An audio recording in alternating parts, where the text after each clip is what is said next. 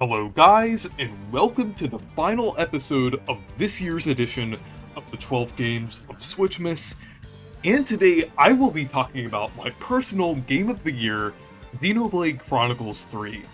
So like I said in the previous video, I had a hard time choosing between either this game and Kirby and the Forgotten Land as my personal Game of the Year, because they're both amazing, they're both a couple of my favorite games of all time, both easily on my top 10. And Xenoblade Chronicles 3, I would have to say, slightly takes the edge, because I feel like it had slightly more impact on me than Kirby did, because I feel like almost every aspect of this game is great. Like the gameplay, the story, the worlds, the characters, it's all really enjoyable. And I feel like it takes the best aspects of the previous Xenoblade games, and then expands upon it and makes it even better on top of that. So starting off with the gameplay is great here, and I feel like the battle system is very intuitive and actually pretty fun, because basically it uses a class system this time. You don't have to keep using the same attacks and weapons that are linked with that character. You can actually swap them out this time, either with the classes of the other party members or classes from the heroes. And basically heroes are kind of like extra party members that you gain in the game. Kind of comparable to how blades are gained in Xenoblade 2. Well, without the gacha element, but they're more of like a separate party member, like a 7th party member on top of the 6 that you already have, and they all come with different classes, and you could basically equip those classes onto your party members, and it basically gives you the ability to use like different attacks and things, and it even switches out like outfits on your characters if you choose to, and I think that's really cool. And yeah, I feel like the different classes really adds to the variety of this game, and it really adds like to the customization of it as well, since you can kind of swap out the classes, level them up, and kind of switch them when necessary. And I really like this feature overall. And another thing that I like about it is that it kind of combines the aspects of Xenoblade 1 and 2, since it has basically like the Keva's classes, which function similarly to Xenoblade 1's system, with the Agnes classes acting similar to 2's system. So I really like how it kind of combines that here.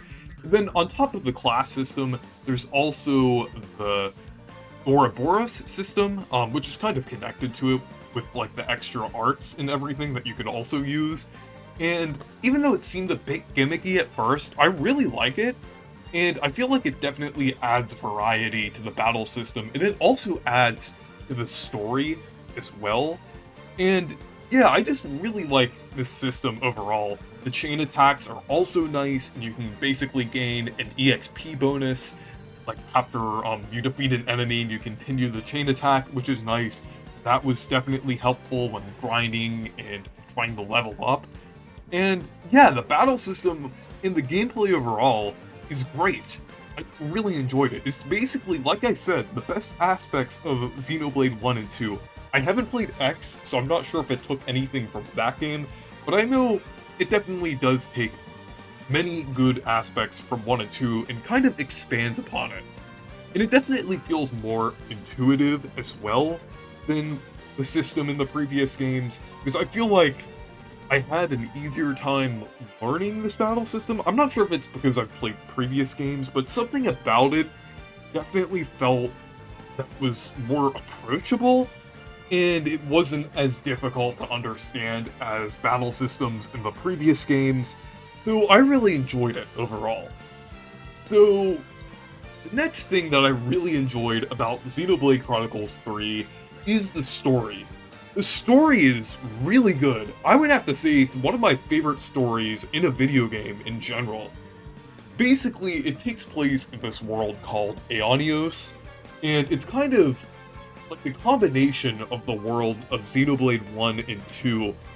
And basically, there's two countries, the Kevas and Agnes, which kind of represent Xenoblade 1 and 2 respectively, with the species and different things from those games, but they're basically locked in an endless war. They're fighting against each other. Basically, like, whenever they kill soldiers on another team, they basically take their life force and fill up a flame clock, and the flame clock is what keeps them alive, and they also only live 10 years each. And it's just really dark, and it's really intriguing overall. It's a really interesting story, and I feel like it's interesting because you kind of learn more about the system and how it's just a system that they're trapped in. Things don't have to be the way that they're in that game. They just kind of discover that Mobius is behind all of this. They're just doing this to gain energy. I'm not gonna say any more because I don't want to spoil the game. But yeah, Mobius, you have to fight against the councils on the different colonies and everything. And then basically they kind of transform into different Mobius, like they're all named after different letters. And yeah, it's just a really good story overall. And I'm not really going to get into the details of like all of the characters and all of the events that happen, because like this game has like a lot of surprises and I don't want to spoil any of them, but it's just really good overall.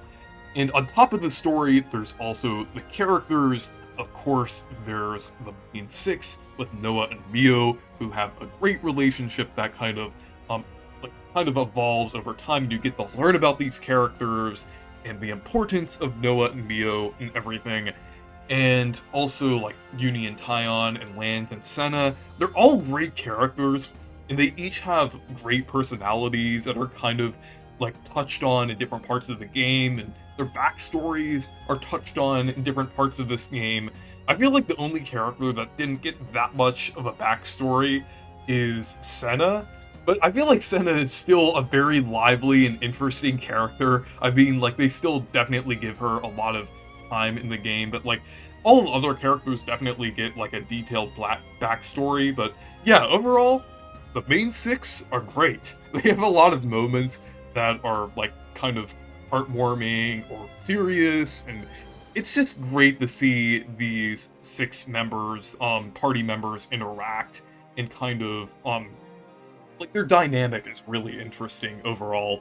And the other characters are interesting as well, like Ethel, Kamravi, Wamba, other characters like that. They're really cool, and it's really nice to like see how these different characters evolve throughout the story, and see how the fate of these characters, or see what happens to these characters, or just what they end up doing. It's just really interesting overall, and I definitely recommend at least kind of playing this game for the story, because it's a great story overall. I just really enjoyed it. There's a lot of moments that I wasn't expecting, and a lot of moments that kind of blew me away. So yeah, I would say that it's definitely my favorite story out of the Xenoblade series, and probably my favorite story in a video game in general. And finally, I kind of wanted to touch on the worlds, and the worlds look great here. Like, they're all pretty large. Like, it's not like an open world, but they're all like really large, and it takes a while to explore. There's a lot of side quests, and I feel like sometimes I do more side quests than like main story, well, before I finish the game. But yeah, just overall, there's a lot of things to do here. The worlds are really big. Sometimes even full chapters take place within these worlds. But yeah, anyways, Xenoblade Chronicles 3 is definitely my game of the year, and one of my favorite games of all time. I really enjoyed this game. So anyways, thank you guys for watching this video. Make sure to leave a like and subscribe for more, and make sure to check out my Discord server if you want to. Goodbye.